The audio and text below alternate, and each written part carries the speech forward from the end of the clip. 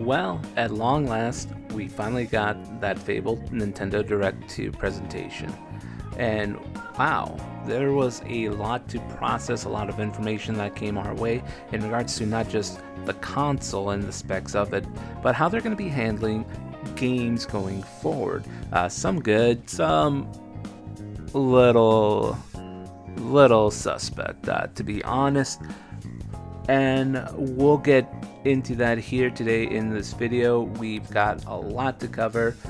Usually whenever I do when I do coverage of Nintendo Direct or State of Play, I usually count down like 5 things that I really enjoyed about the presentation, but this one is a little bit different. We got a lot of information sent our way, and so for this one, we're going to be doing it a little differently. I'm going to go with like a good, mixed, and bad, and when I say bad, I don't mean like terrible, horrible, but things that just didn't quite live up to the standard that I thought that Nintendo would do in terms of how they've handled business in the past.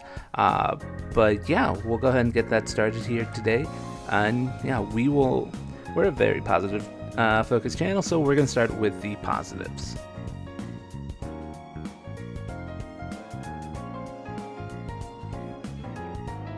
Alright, and we are going to go ahead and get started with the good. And with the good, you got to start off with the games. The games that they showed off here today were nothing short of pretty spectacular. Like, I will not lie, I went in thinking, we may get a couple surprises, but to see these things like in full-blown action was awesome to watch. Mario Kart World looks freaking phenomenal. What they're doing, expanding kind of the gameplay a little bit, adding free roam mode just to chill out with your friends. The courses they've got look really awesome. The diverse cast of characters is what is actually blowing me away with the game. Like, I'm used to them putting in some pretty out there characters, like who really expects a Wiggler to be a playable character, who really expects, a Monty Mole to be a playable character, but just some of the characters that we see in there. We saw a bony fish from Super Mario World, same with the dolphin from Super Mario World. We saw one of those piantas or pinatas from Super Mario Sunshine. We saw a bat, we saw a Goomba, we saw some buzzy beetles. Like, you are just seeing just about anything that was ever a Mario character just shoved into the game. Now, I'm not entirely sure if that is going to be the full roster or if those are just kind of like filler characters that they put in there. Because the character select screen, the character select screen that they showed off during the gameplay footage didn't look all that big, but that could just be what they have there, and the final character roster might be way bigger than that. Not to mention that this is going to be a launch title. A lot of people were kind of speculating that that would be the case, just because it was like the first game shown for the Switch 2, like ever. So it went to reason, or it stood to reason, that Mario Kart 9 that we thought, turns out it's not called World, it stood to reason that that was going to be a launch title. And I am very, very blown away by what I saw of it. Hopefully the online infrastructure for the Switch 2 is much better than the Switch 1, so that the online matches with Mario Kart can be a little bit more enjoyable. Yeah, the game looks like a lot of fun. Absolute home run from Nintendo. That's the game they chose to start the Direct. The game that they chose to end with the Direct with was Donkey Kong Bonanza. Now, I thought this was a long shot that we were going to get a new Donkey Kong game, and I am so happy that that is one of the predictions I got right. I love the Donkey Kong franchise, specifically the country games. Those games are some of the best platformers I have ever played, and so to see a brand new 3D Donkey Kong platformer, we've only ever had one, guys. Donkey Kong 64 back in '99.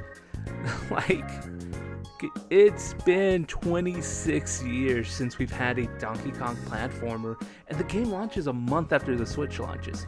Like, that's awesome. It looks like the team that developed Super Mario Odyssey is working on this game as well. The music sounds phenomenal. Donkey Kong's new design actually really stands out in this game.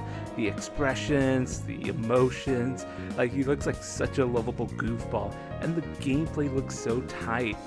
Like, when I was watching it, there's an old game that released in the mid-2000s. I know I'm showing my age. It was called The Incredible Hulk Ultimate Destruction, and you could basically just, like, almost blow up everything, punch things into oblivion, like nearly the entire environment. And that was the vibes I was getting from Donkey Kong Bonanza, just being able to pummel your way through mountains, pummel your way through the ground, just punch things like a crazy gorilla would do. Oh man, the game looks so much fun. And yeah, like I said, it's only coming out a month after the Switch 2 launches. Like, that's one heck of a way to start building up the library. Start off with Mario Kart, add a nice start off with a nice multiplayer game, add a potentially great single player game on there to satisfy the needs of people as kind of more and more get their hands on the console. Phenomenal stuff right there. Another kind of showcases of games and some confirmations, something that we probably were expecting when they revealed that the Switch 2 was going to be fully backwards compatible with the entire Switch games. A lot of us speculated that, yes, there would probably be Switch 2 versions of games, and, that was confirmed. Tears of the Kingdom, Breath of the Wild, Kirby and the Forgotten Land, and Mario Party Jamboree are among the first titles confirmed to be having Switch 2 upgrades that were already available on the Nintendo Switch. No surprise that those were getting that treatment, and seeing that Metroid Prime 4 is going to be launched on both consoles at the same time, no delay, no waiting, basically confirms that for me, on a personal scale or on a personal note, I will be getting the Switch 2 versions of games going forward as soon as the console launches. And yeah, dude, how those games look like on the Switch 2 versions, I should say, looked spectacular. We also saw a new addition to the Nintendo Virtual Console library. They are finally adding in GameCube games. They are launching with 3 of them, and the GameCube service is launching right away as the Switch 2 launches. It is going to be Switch 2 exclusive. That is a little bit of a bummer, and I'll kind of talk more about that in the other section of this video. But, they're launching with The Legend of Zelda Wind Waker, awesome choice. Soul Calibur 2, phenomenal choice. And F-Zero GX, oh man, I have been waiting for F-Zero GX to be able to come to a modern console for such a long time without having the need to emulate it. And the fact that it is here, gives me hope that maybe in the future we're not too far off from another F-Zero game. That was another positive note. We did get confirmation that there's going to be a new From Software game that is exclusive to the Nintendo Switch, the Duskbloods. That is the game that took me the most by surprise during the presentation, because as the trailer was playing, I thought this was going to be a Bloodborne port. It looks like it could be kind of almost a spiritual successor to Bloodborne, even though it is a PvPvE game. So it's not necessarily a single-player adventure, but I definitely got the Bloodborne vibes from it. And the fact that Nintendo was able to secure an exclusive from a company like FromSoft really showcases the strengths of the Switch 2 hardware. And finally, the last surprise for me personally was the launch, or not the launch, but that we're getting a new Kirby Air Ride game. Kirby Air Riders is the project that Masahiro Sakurai, the director, producer of the Super Smash Bros. Series, has been working on for the last couple of years. It is slated to release here in 2025. We don't know when in 2025, but it is pretty awesome that we are getting 2 completely different racing games from Nintendo releasing within the launch window of the Switch 2. It shows to me that they've for really carefully planning out and curating their games for this console. So kudos to that. A lot of really great games were showcased here today. And let's talk about the console itself. From what I saw of it and from what they showed, I'm really digging the console. One of the changes that they put in there that I think is actually a very, very massive step up is how the changes to the new dock are. So the Nintendo Switch dock basically, it's fine, it accomplishes what it needs to do, but for the new dock on the Switch 2, it looks like they really took the criticisms of the dock to heart and have added a lot of new features to it. We now have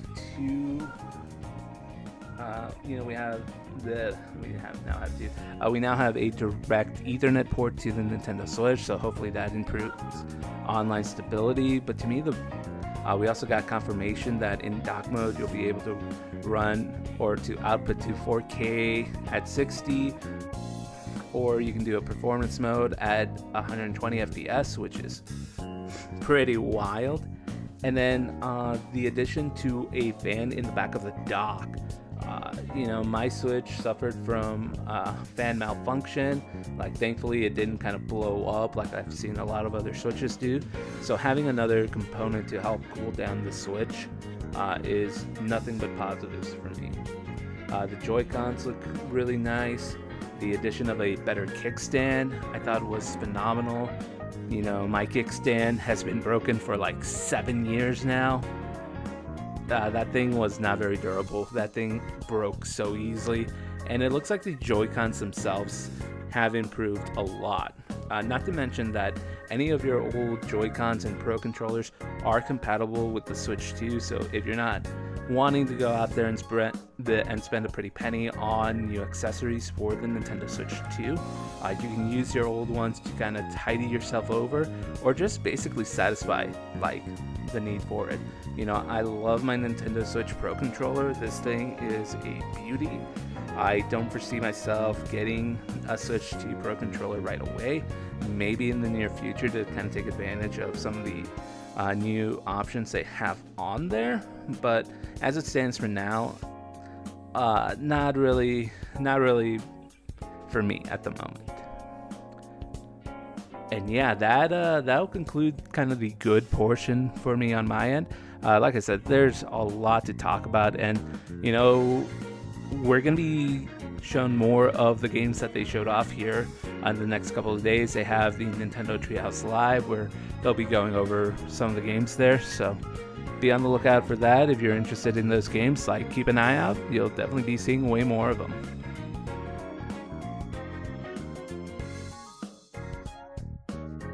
Alright, now for the mix, kind of the portion of the video where I thought the idea is, I like the idea. I may not like how it's going to be executed, or things that just they're not bad, but I don't know how to necessarily feel about them. I don't want to say that they're bad, but some of these on here just make me kind of question. The first one is kind of one feature that they were really kind of focusing in on, and it's one where they hinted at a seat button, and that button is basically to bring up a chat option. Now, I know not everyone has access to a PC, and that this may be easier for some people to communicate with friends or others as they're kind of chatting and wanting to hang out with friends or share their gameplay footage, especially for those who don't have capture cards, which is understandable. That is still a good chunk of people. But to me, it's just one of those where even in the gameplay footage that they're showing makes me wonder how well this will actually be implemented. It's something that, for me as someone who does have a fairly solid PC, who chats with friends on Discord, who has a capture card, it's not something that's really meant for me, but I could see where its appeal would be for other people. It's just one of those where, I'm a little very mixed on the idea. I don't know how to quite feel about it until I actually test it out. The other one is they're very, very vague about what the prices for updating to Switch 2 titles are. I kind of had to go look online or look through the press releases after the presentation ended to kind of get my answers. For some games, the upgrade is going to be about $20 if you still have the base game. You can upgrade for $20.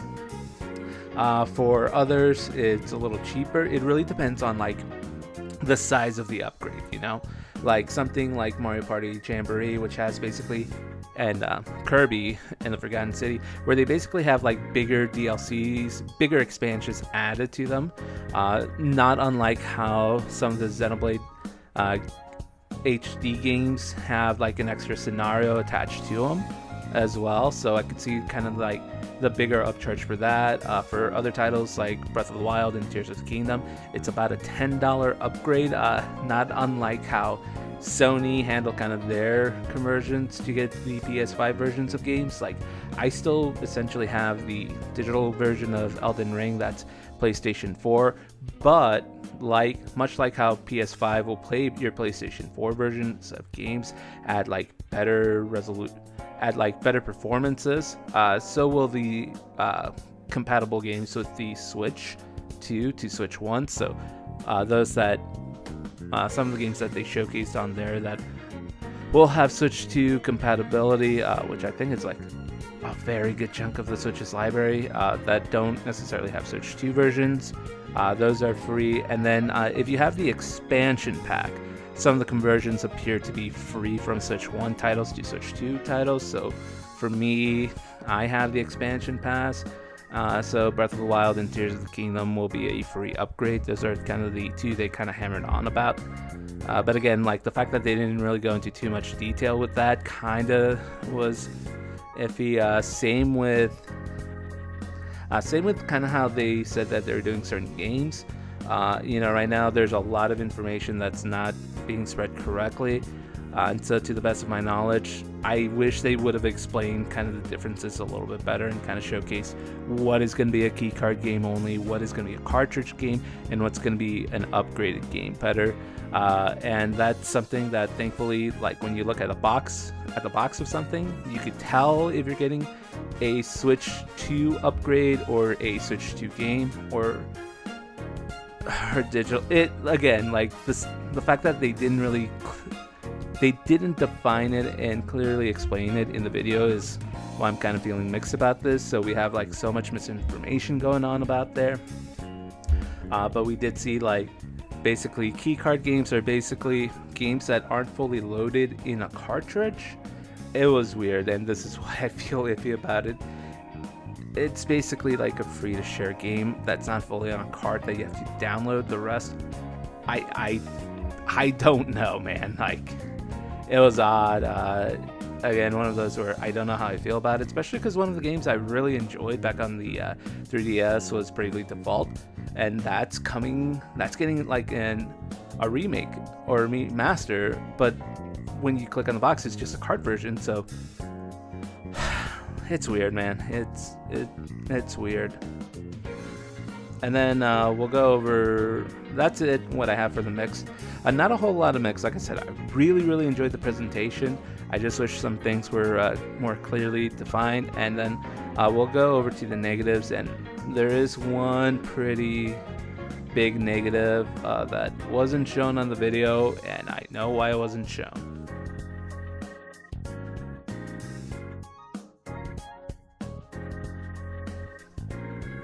Alright, and finally to the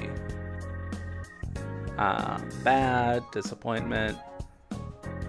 There's only one thing that I did not like about this presentation. It didn't weigh it down for me.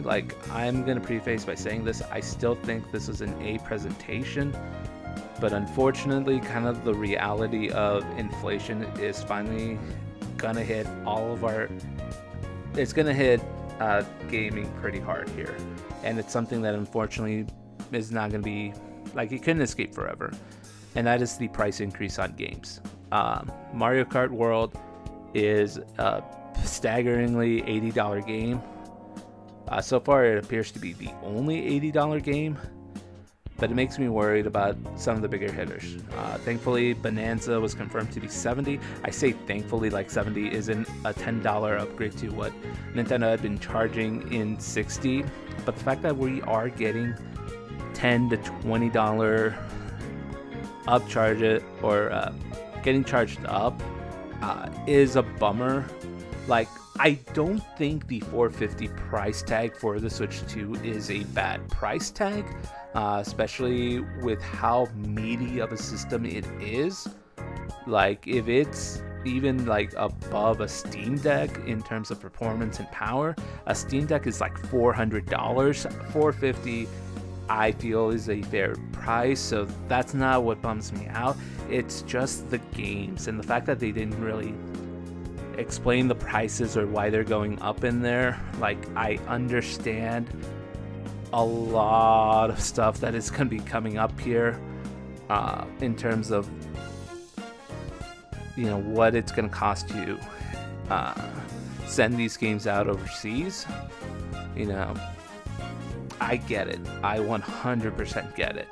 But it still sucks to see Nintendo going down to the $70 price tag and even seeing an $80 one. Like, they're one of the first ones to do $80, and it kind of worries me about the precedent that, or not the precedent, but the sweep that we're about to see in terms of gaming, in terms of the prices of full-fledged releases.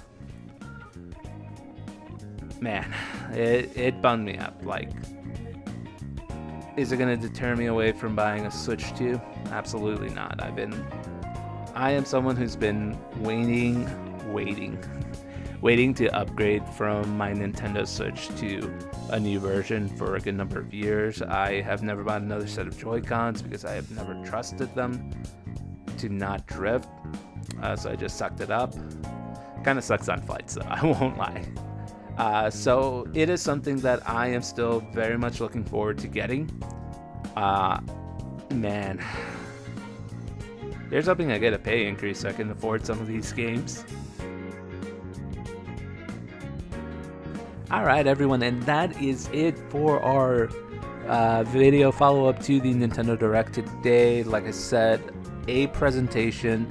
They showcased what the console is capable of. They showed that it is indeed a nice meaty update to the Nintendo Switch. There seems to be a very, very good lineup for its first year of games. We have, look at it like this: Mario Kart, Donkey Kong, Metroid, Pokemon, Kirby, all within the first year.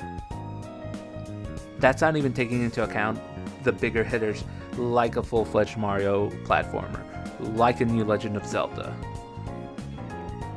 No Smash Brothers, no anything. We have this many games already shown, plus a nice decent amount of third-party titles like coming out for this console. It's gonna be really good overall. Like I said, I give this an A, and the game that I'm most excited for is gonna be Donkey Kong Bonanza. Let us know in the comments down below what game you're most excited for the Switch 2. Are you planning on getting one? Or are you planning on waiting for the price to drop a little bit from the hefty $450 price tag? Let us know in the comments down below what you thought of the presentation overall, and we will catch you all on the next time. Take care, guys.